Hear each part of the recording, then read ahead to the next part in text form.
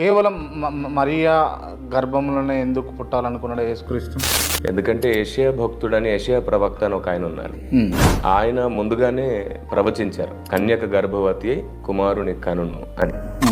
ఇప్పటికీ కూడా కన్యసుతాయ నమః అంటూ మన గుడుల్లో కూడా తప్పకుండా ఆ మాటని ఉచ్చరిస్తారు. పంచగాయాయ నమః అనే ప్రస్తావిస్తారు. కాబట్టి కన్యక పుట్టడం, 5 గాయాలు పొందడం, మన కొరికే మరణించి తిరిగి లేవడం, ఇలాంటివి ఎన్నో సంగతులు మన పెద్దలు నమ్మారు. మన పెద్దలు నమ్మిన దాన్ని కరెక్ట్గా ఆలోచిస్తే ఈ వివాదాలు ఏముండవు. అందుకే నేనేమంటున్నానంటే దేవుడు ఒక్కడే, ఆ ఒక్కడే సమస్త సృష్టిని చేశాడు.